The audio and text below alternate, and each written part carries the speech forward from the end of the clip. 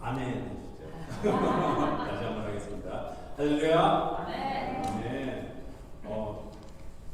주님께서 살아오셨습니다. 오늘 이날입니다. 이런 영광스럽고 너무 기쁜 날, 하나님이 우리의 죄를 사하여 주신 날, 기쁨으로 찬양하기를 원합니다. 우리 찬양 예배하기 전에 우리 기도하고 예배 시작하도록 하겠습니다. 하나님 아버지 감사합니다. 오늘 주님이 오신 날입니다. 주님이 살아오신 날입니다. 저희의 죄를 위하여 십자가에 달리시고 피를 흘려주신 저희가 주님과 함께 할 수 있는 온전한 주님의 아이들이, 주님의 자녀들이 자녀가 되었습니다. 모든 것들이 다 주님의 뜻인데 저희가 마음이 급합니다. 주님이 다 예비해 주셨는데, 주님이 다 용서해 줬는데 저희가 서두르고 저희가 다른 것들을 봅니다. 주님 아버지, 저희 하나님 아버지를 바라볼 수 있도록 주님 아버지의 보혈의 은혜에 감사하는 마음으로 이 세상 살아갈 수 있도록 주님 아버지께서 함께 해주시고 이끌어 주시옵소서. 지금 예배를 시작합니다. 하나님 아버지 기쁘게 받아주시옵소서. 고맙습니다. 모든 말씀 예수님 이름으로 드리겠습니다. 아멘.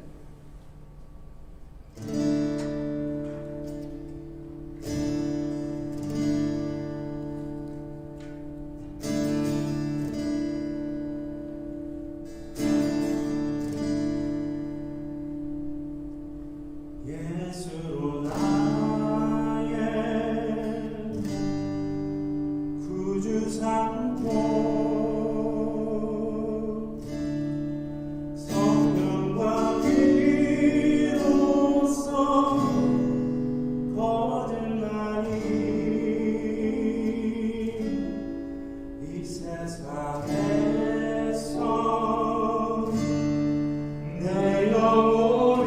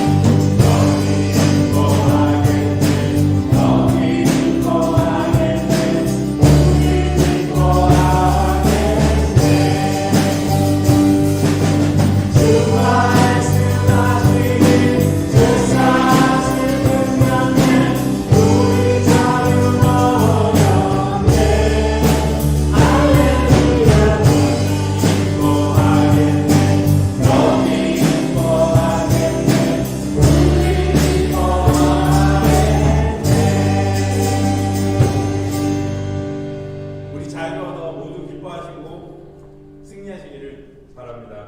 아멘.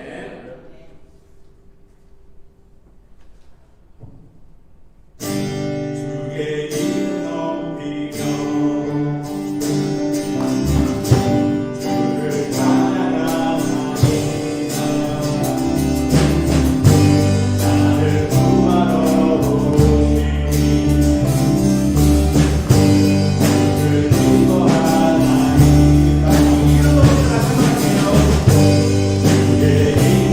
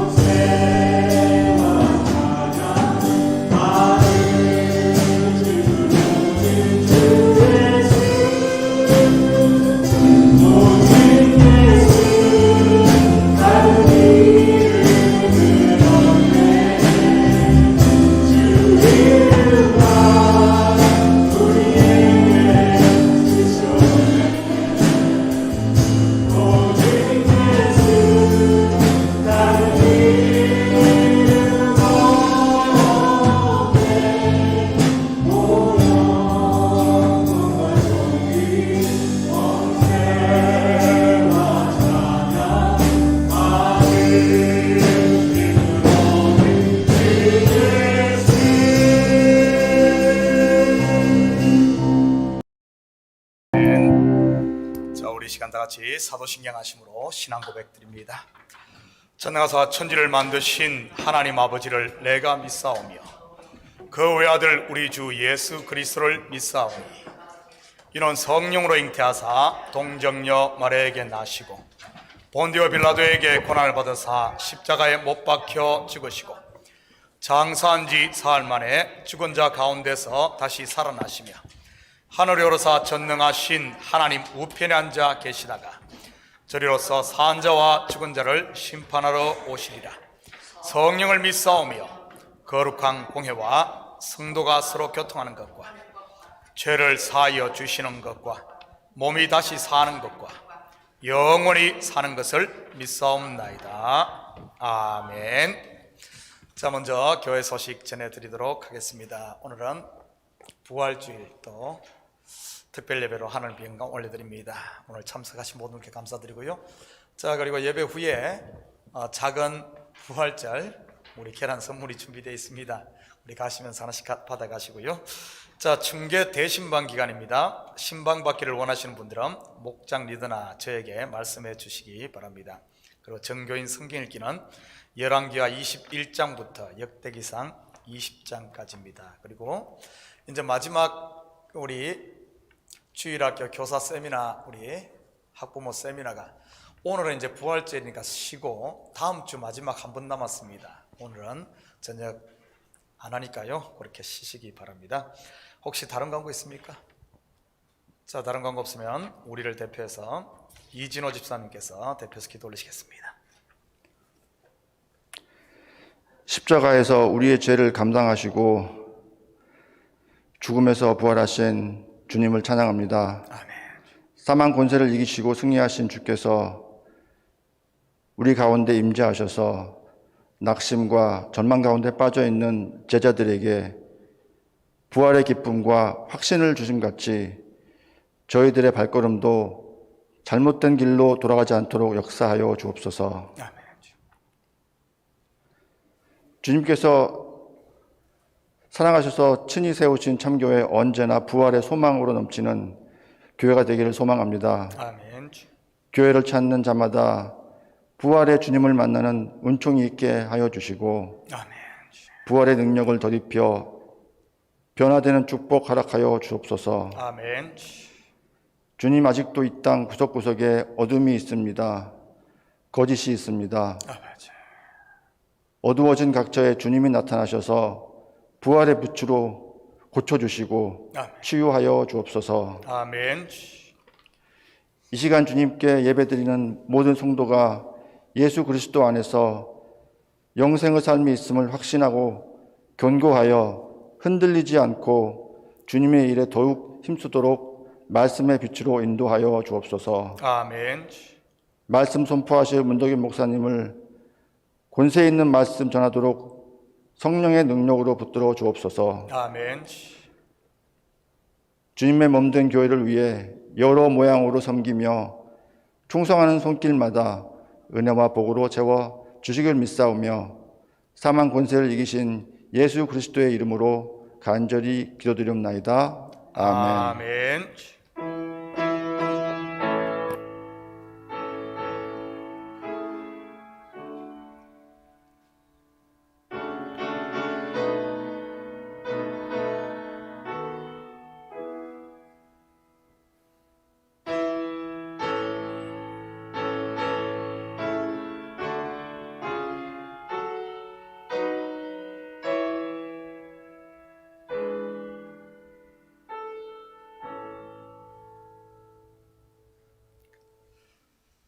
자, 오늘 이 시간 하나님께서 우리에게 주시는 하나님 말씀은 누가복음 24장 13절에서 35절까지 말씀입니다.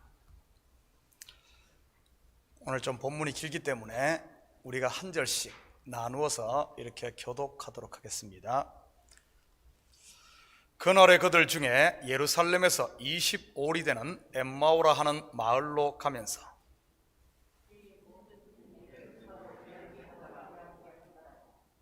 그들이 서로 이야기하며 문의할 때에 예수께서 가까이 이르러 그들과 동행하시나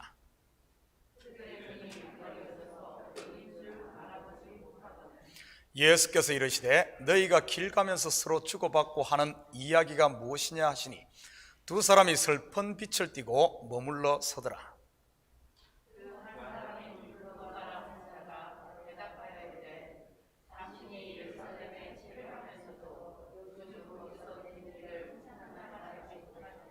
이르시되 무슨 일이냐? 이르되 나사렛 예수의 일이니 그는 하나님과 모든 백성 앞에서 말과 일에 능하신 선지자이거늘.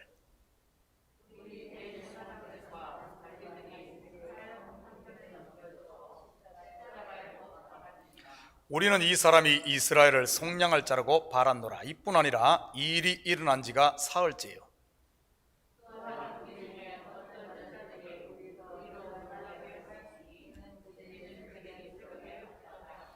그의 시체는 보지 못하고 와서 그가 살아나셨다 하는 천사들의 나타남을 보았다 함이라.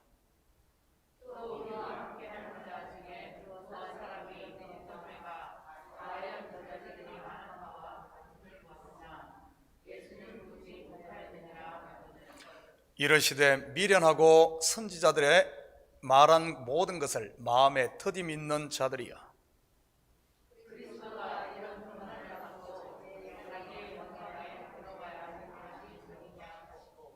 이에 모세와 모든 선지자의 글로 시작하여 모든 성경에 쓴 바 자기에 관한 것을 자세히 설명하시니라.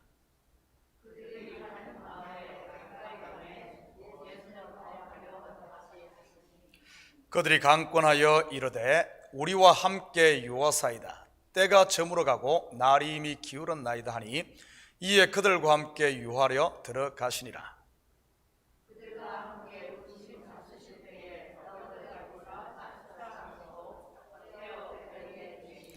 그들의 눈이 밝아져 그인 줄 알아보더니 예수는 그들에게 보이지 아니하시는지라.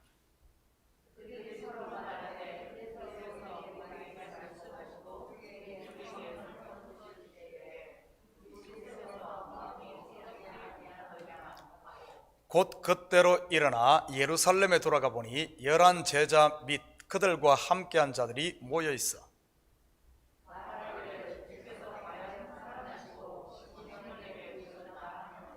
함께 읽겠습니다. 두 사람도 길에서 된 일과 예수께서 떡을 떼심으로 자기들에게 알려지신 것을 말하더라. 아멘. 드려진 예물 위에 같이 기도드립니다. 사랑의 아버지 하나님, 참으로 감사드립니다. 지난 한 주간도 주님 고난주간 특별 새벽 기도회를 은혜 가운데 마치게 하시고 주님의 고난에 잠시라도 아버지 하나님 동참하며 다시 한 번 더 그 은혜를 기억할 수 있는 은혜 주심을 참으로 감사드립니다. 이 시간은 아버지 하나님 부활주의를 맞아 부활의 첫 열매가 되신 주님을 예배하며 찬양하며 나아갑니다. 이 시간 주님 앞에 나오며 우리의 마음을 담고 정성을 담은 예물을 주님 앞에 올려드립니다. 11조로 드립니다. 감사 예물로 드립니다. 특별히 부활주일 특별헌금으로 드립니다. 선교 예물로 드립니다. 마음을 담은 이 예물 하늘 곳간에 온전히 쌓이게 하시고 저들 가정마다 사업처마다 부활의 소망으로 가득 차는 이런 삶이 될 수 있도록 주여 도와 주시옵소서. 모든 슬픔과 근심들 이제는 털어버리고 아버지 하나님 우리에게 주신 아버지 하나님 이 생명을 주를 위해 마음껏 찬양하며 주님을 증거하는 부활의 증인들 다 될 수 있도록 우리 주님 축복하여 주시옵소서. 가정마다 사랑이 넘쳐나게 하시고 아버지 하나님 자녀들이 믿음 안에 아버지 하나님 순종하며 자랄 수 있도록 우리 주께서 붙들어 주시옵소서. 악한 것들은 감히 얼씬 못하도록 주의 능력의 장중에 품어주시고 특별히 아버지 하나님 또 사업처마다 직장마다 복되게 하사 이 어려움을 딛고 다시 재건하며 일으키는 저들 될 수 있도록 우리 주님 축복하여 주시옵소서. 아버지 하나님 오히려 이전보다 더 강성한 복을 더하사 좌로나 우로나 치우치지 않게 하시고 요동하지 않는 기업들을 세울 수 있도록 우리 주님 도와주시옵소서. 아버지 하나님 특별히 공부하는 자녀들에게는 지혜와 명철을 다하시고 힘써 대장부가 되어지는 주의 자녀들 다 될 수 있도록 축복하여 주시옵소서. 예물이 쓰는 곳마다 주의 영광 드러나게 하시고 영혼 구령 사업과 선교 사역과 구제 사역에 온전히 쓰일 줄 믿사오며 이 모든 말씀 예수님의 이름으로 기도드립니다. 아멘. 좋은 아침입니다. 자, 우리 앞뒤 돌아보면 오늘 인사 한번 합니다. 해피스트. 우리 해피스트 한 번씩 인사합니다. 해피스트는 몰라요? 이 이스트가 부활절이란 말인데. 여러분은 예수 그리스도께서 부활하신 것을 믿습니까? 하고 물으면 여러분은 저를 이상한 사람처럼 쳐다보겠지요? 여러분은 죽은 후에 새로운 몸으로 부활하실 것을 믿습니까? 하고 물으면 저를 바보 취급하실 겁니다. 그렇다면 지금 여러분이 부활한 사람이라고 믿습니까? 하고 묻는다면 여러분은 어떻게 대답하시겠습니까? 대답은 안 하셔도 되니 걱정이 긴장들은 푸시기 바랍니다. 오늘은 부활절이라서 여러분에게 제가 문제도 그렇다고 숙제도 내지 않을 테니 말이지요. 정답은 성도는 이미 부활한 사람입니다. 확인합니다. 요한복음 5장 24절 25절입니다. 내가 진실로 진실로 너희에게 이르노니 내 말을 듣고 또 나 보내신 이를 믿는 자는 영생을 얻었고 심판에 이르지 아니하나니 사망에서 생명으로 옮겼느니라. 진실로 진실로 너희에게 이르노니 죽은 자들이 하나님의 아들의 음성을 들을 때가 오나니 곧 이때라. 듣는 자는 살아나리라. 사망에서 생명으로 옮긴 것이 부활이지요. 누가요? 예수님의 말을 듣고 그를 주로 믿는 성도들 말이지. 죽은 자가 살아나는 것이 부활이지요. 누가요? 아들의 음성을 듣는 자들, 곧 저와 여러분인 줄 믿습니다. 성도가 부활한 것을 시각적으로 보여준 사건이 무덤에 있던 나사로를 예수님이 살린 일입니다. 나사로야 나오너라. 주님의 부르심에 죽었던 나사로가 죽음에서 나오지 않습니까? 덕봉아 나오너라. 주님이 부르시니 문 목사가 지금 이 강단에서 예수님을 증거하고 있지요. 이 덕봉이는 옛날 시골에서 부르던 제 이름입니다. 사람은 이름대로 사는 것 같습니다. 제가 요즘 하나님의 봉으로 살고 있으니까요. 또 다른 부분이 예수님께서 부활하셨을 때 예루살렘에서 일어났던 일입니다. 마태복음 27장 51절에서 53절입니다. 이에 성소 휘장이 위로부터 아래까지 찢어져 둘이 되고 땅이 진동하며 바위가 터지고 무덤들이 열리며 자던 성도의 몸이 많이 일어나되 예수의 부활 후에 그들이 무덤에서 나와서 거룩한 성에 들어가 많은 사람에게 보이니라. 이 일은 하나의 표적으로 나타난 사건입니다. 표적은 반드시 실체를 알아야 한다고 했습니다. 그렇다면 이것의 실체는 무엇일까요? 바로 예수 그리스도의 죽으심으로 하나님과 우리 사이를 가로막고 있던 죄의 벽이 허물어졌지요. 그리고 얼어붙었던 마음들이 진동하며 무덤을 막고 있던 바위와 같은 사단의 권세가 박살났다는 뜻입니다. 또한 복음을 들은 죽은 자들이 부활해 하나님 나라 백성이 되어 정인의 삶을 산다는 뜻 아니겠습니까? 이들이 누구겠습니까?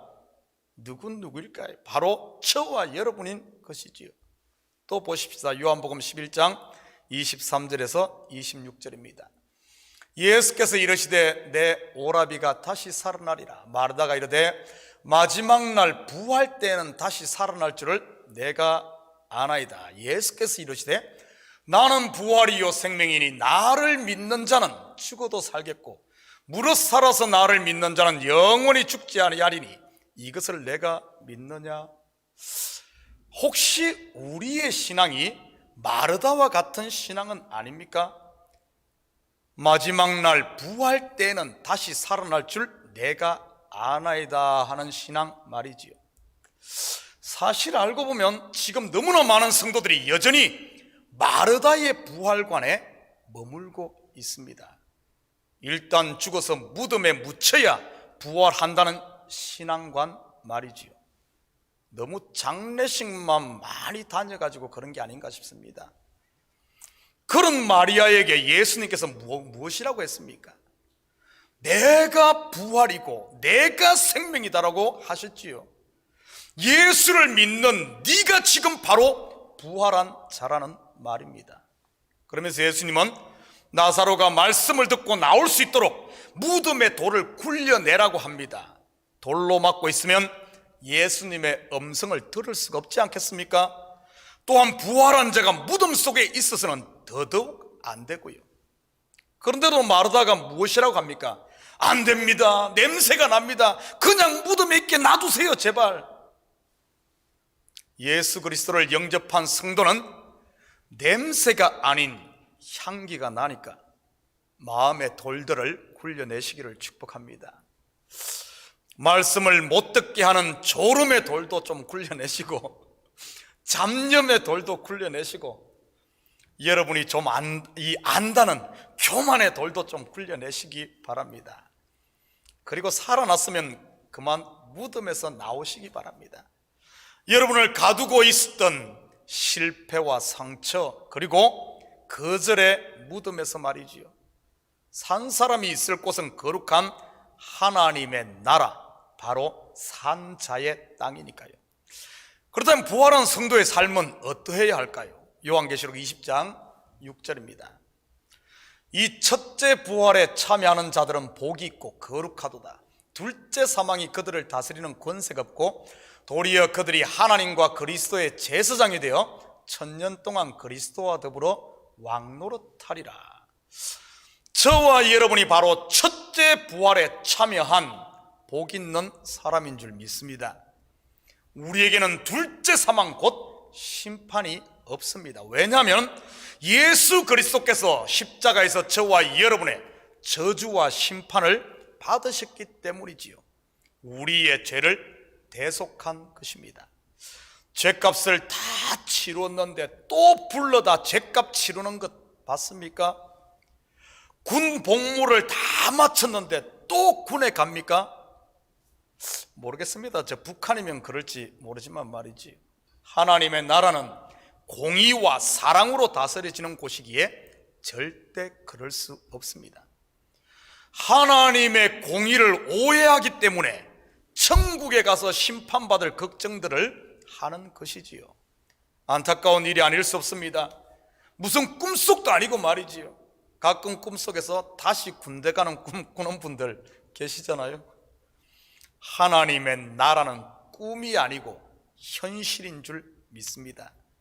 하나님이 친히 자기의 피값으로 지불한 죄값 여러분에게 다시 청구하지 않을 테니 자유하시기를 축복합니다. 우참에 빌 날라온 것 있더라도 죄값 내라는 것 아니니 괜한 걱정 붙들어 매시기 바랍니다. 어느 통계에 보니 우리가 일상에서 하는 걱정의 90% 이상은 일어나지도 않을 일에 대한 것이라고 하더군요. 한마디로 말하면 쓸데없는 걱정이라는 말이지요. 예수 믿는 저와 여러분은 더 이상 둘째 사망의 권세가 다스릴 수가 없습니다. 일어나지도 않을 일 이 걱정을 믿지 마시고 변치 않는 하나님의 말씀을 믿으시기를 축복합니다. 그리고 첫째 부활에 참여한 성도들에게는 두 가지 미션이 있습니다. 먼저는 그리스도의 제사장입니다. 제사장이 무엇을 하는 사람입니까? 죄인들의 죄사함을 위해 돕는 중보자입니다. 바로 저와 여러분은 그리스도의 복음으로 죄 가운데 있는 사람들을 주께로 인도할 사명을 받은 사람들이지요. 바로 그리스도의 은혜와 사랑을 세상에 전할 메신저요, 생명의 빛을 비추는 등대입니다. 그리고 두 번째 미션은 바로 그리스도와 더불어 왕노릇하는 것입니다.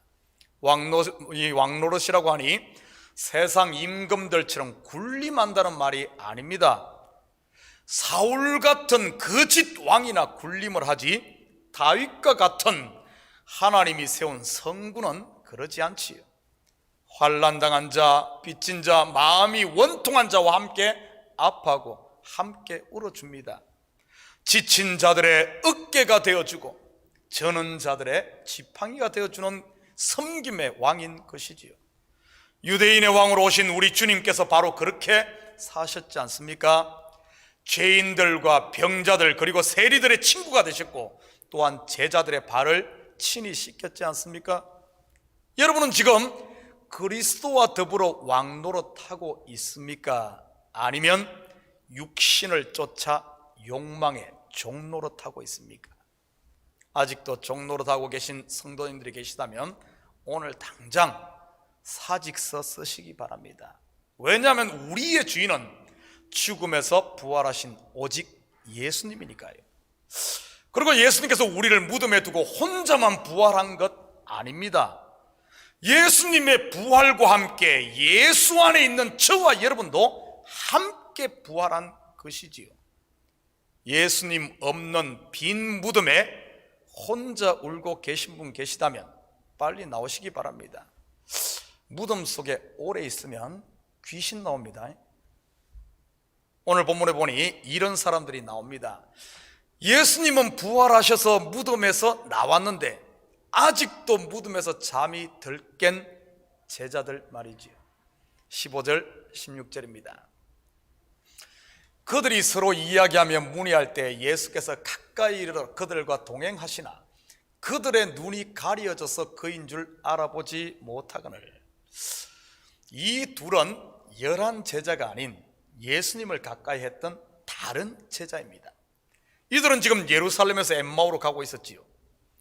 그때 부활하신 예수님께서 그들과 동행합니다. 그런데 그들은 알아보지 못했습니다. 왜일까요? 예수님이 변장을 했습니까?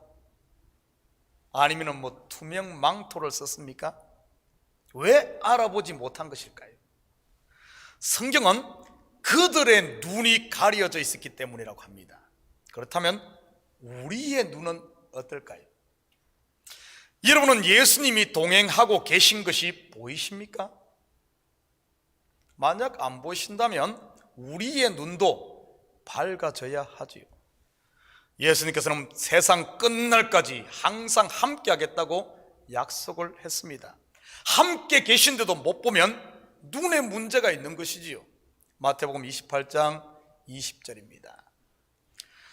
내가 너에게 분부한 모든 것을 가르쳐 지키게 하라. 볼지어다 내가 세상 끝날까지 너희와 항상 함께 있으리라 하시니라. 자, 그렇다면 본문을 통해 어떻게 제자들의 눈이 밝아졌는지 우리 한번 살펴보면서 우리의 눈도 열려 우리와 동행하시는 주님을 볼 수 있기를 축복합니다. 32절입니다. 그들이 서로 말하되 길에서 우리에게 말씀하시고 우리에게 성경을 풀어주실 때 우리 속에서 마음이 뜨겁지 아니하더냐 하고. 그렇다면 왜 이들의 눈이 가려졌을까요? 십자가에서 돌아가시기 전 주님과 함께 있을 때는 분명히 잘도 보았는데 말이지요. 그런데 알고 보면 눈이 가려진 것은 이들만이 아닙니다.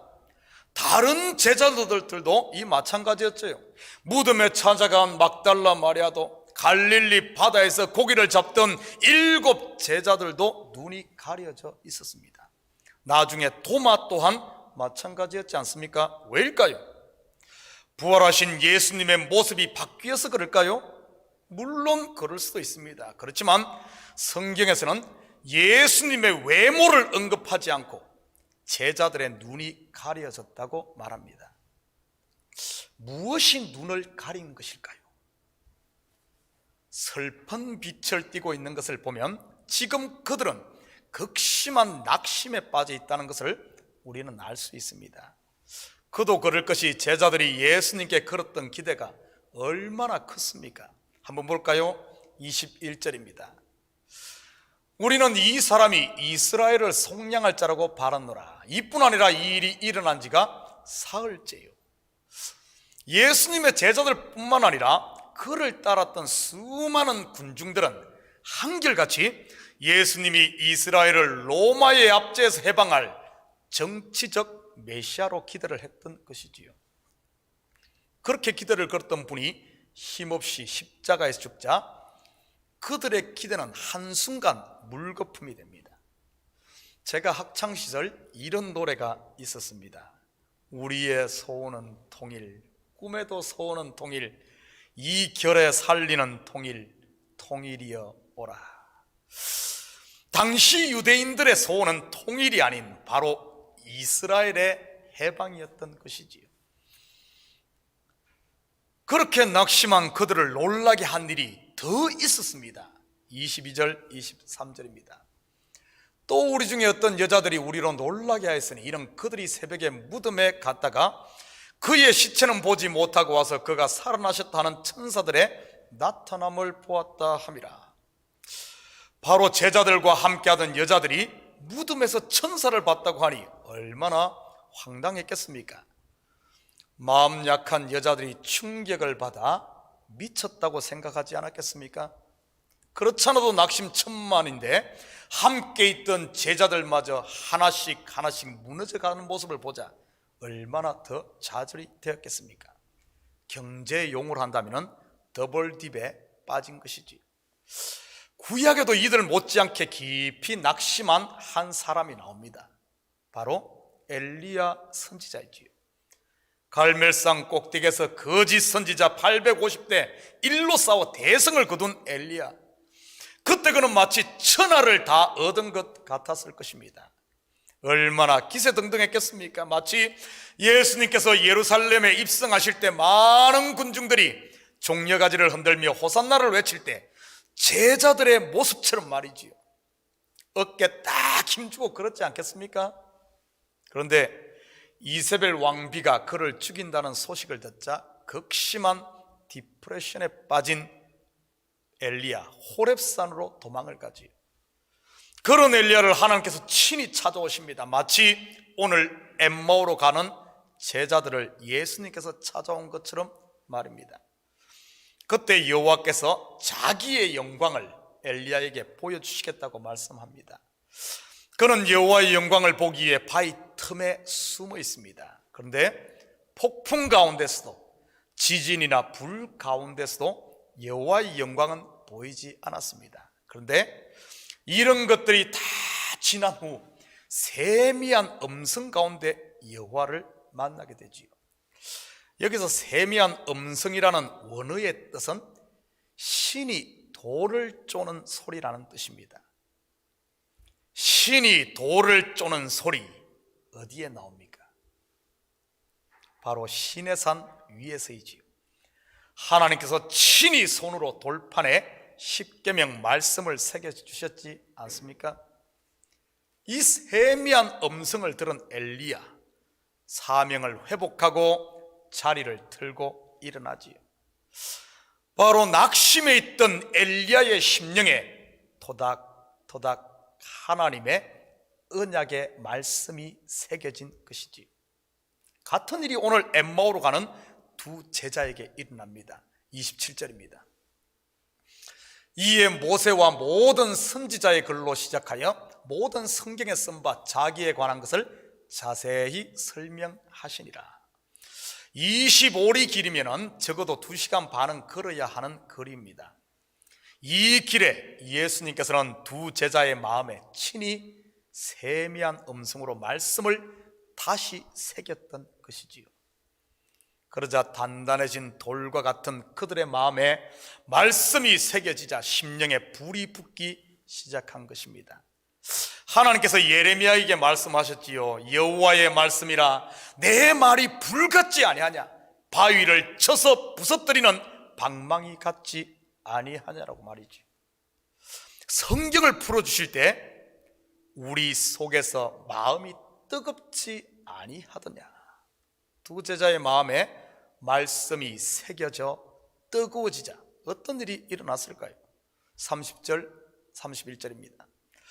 그들과 함께 음식 잡수실 때 떡을 가지사 축사하시고 떼어 그들에게 주시니 그들의 눈이 밝아져 그인 줄 알아보더니 예수는 그들에게 보이지 아니하는지라. 떡을 떼어 주실 때 그들의 눈이 밝아졌습니다. 그렇다면 떡을 뗀다는 말이 무슨 의미일까요? 여러분, 떡은 바로 예수 그리스도의 생명의 말씀을 말합니다. 바로 부활하신 예수님의 생명의 말씀이 그들의 얼굴을 덮고 있던 수건을 걷어낸 것이지요. 영생의 말씀이 그들의 눈을 가리고 있던 이 비늘을 벗겨낸 것입니다. 그렇다면 이들을 덮고 있던 수건, 눈을 가리고 있던 비늘의 실체는 과연 무엇일까요? 사도행전 9장 17절에서 19절입니다. 아나니아가 떠나 그 집에 들어가서 그에게 안수하여 이르되, 형제 사울아, 주 곧 내가 오는 길에서 나타나셨던 예수께서 나를 보내어 너로 다시 보게 하시고 성령으로 충만하게 하신다 하니, 즉시 사울의 눈에서 비늘 같은 것이 벗어져 다시 보게 된지라. 일어나 세례를 받고 음식을 먹음에 강건하여 지니라. 다메섹 도상에서 이 빛으로 임하신 예수님을 만나기 전까지 이 사울 또한 그의 눈이 가려져 있었습니다. 그렇다면 지금까지 사울의 눈을 가리고 있었던 비늘은 무엇이었을까요? 바로 율법의 의로 말미암은 자기의의 비늘이었던 것이지요. 생명의 말씀으로 오신 예수의 빛이 그의 눈을 뜨게 한 것입니다. 한마디로 율법의 비늘을 벗기고 은혜의 안약을 넣은 것이지요. 은혜의 눈을 뜬 사울은 한평생을 이방의 복음을 전하는 사도로 살지 않습니까? 오늘 본문의 두 제자는 어땠을까요? 33절, 34절입니다. 곧 그때로 일어나 예루살렘에 돌아가 보니 11 제자 및 그들과 함께한 자들이 모여있어 말하기를, 주께서 과연 살아나시고 시몬에게 보이셨다 하는지라. 눈이 밝아지자 그들은 그 밤에 낙심의 자리를 틀고 일어납니다. 한마디로 비파야 수그마 깰지어다, 내가 새벽을 깨우리로다이지요. 그들은 자기들이 있어야 할 자리, 바로 예루살렘으로 돌아갑니다. 사실 그곳은 박해가 있는 곳인데도 말이지요. 우리에게 적용한다면 삶의 현장이라고나 할까요? 그리고 입을 열어 예수 그리스도의 부활을 증거하는 이런 증인들이 되지요. 그런데 우리가 놓치지 말아야 할 한 가지 중요한 사실은, 이들의 눈이 밝아지자 예수님은 그들에게 더 이상 보이지 않았다는 사실입니다. 예수님께서 급해서 뒷간에 가는 척하고 사라졌다는 말일까요? 아닙니다. 그렇다면 예수님은 어디에 계실까요? 그들의 눈이 밝아지자, 말씀의 눈이 열리자 바로 말씀으로 제자들 속에 들어와 계신 것입니다. 예수님의 부활이 그들이 말씀을 깨닫자 그 말씀이 그들을 다시 일으킨, 부활시킨 것이지요. 예수님의 부활이 곧 그들의 부활이 된 것입니다. 말씀의 육신이 되어 오셨던 예수님께서 생명의 말씀이 다시 되셔서 제자들 속에 영원히 임마누엘로 부활하셔서 사시는 것이지요. 바로 지금 말씀을 아멘으로 받는 저와 여러분 속에서 말입니다. 또한 생명의 말씀을 믿는 성도는 더 이상 육신의 예수, 표적의 예수를 쫓지 않는다는 의미이기도 합니다. 왜냐하면 생명 되신 예수님께서 성도들 속에서 함께 살고 있기 때문이지요.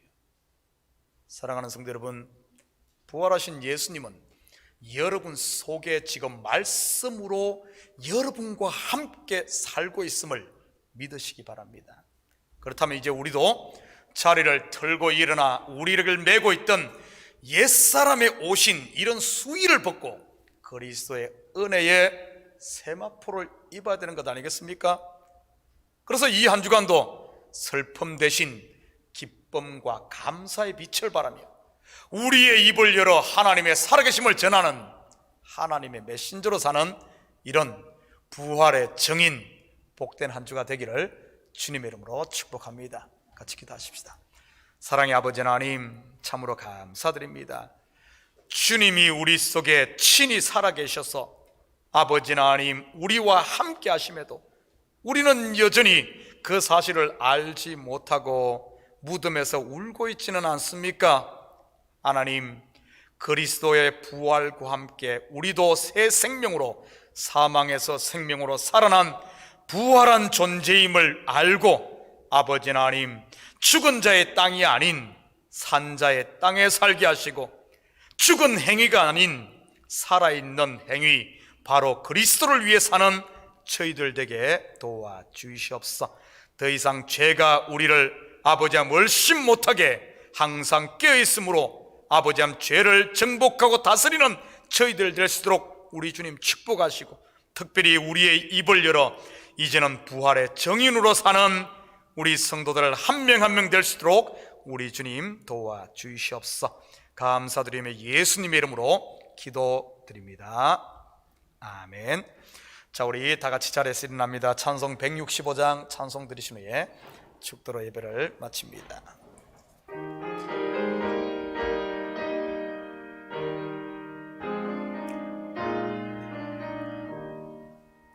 주님께 영광, 다시 사신 주, 사망 권세 모두 이기시었네. 흰옷 입은 천사 돌을 옮겼고, 누셨던 곳은 비어 있었네. 주님께 영광, 다시 사신 주, 사망 권세 모두 이기시었네. 부활의 주님 나타나시사 두려움과 오심 물리치셨네. 주의 교회 기뻐 찬송하여라. 다시 사신 주님 지금 이겼네. 주님께 영광, 다시 사신 주, 사망 권세 모두 이기시었네. 생명의 임금, 영광의 주님, 주님 없는 삶은 헛될 뿐이라. 주의 사랑으로 세상 이기고, 요단 건너 본향 가게 하소서. 주님께 영광, 다시 사신 주, 사망 권세 모두 이기시었네.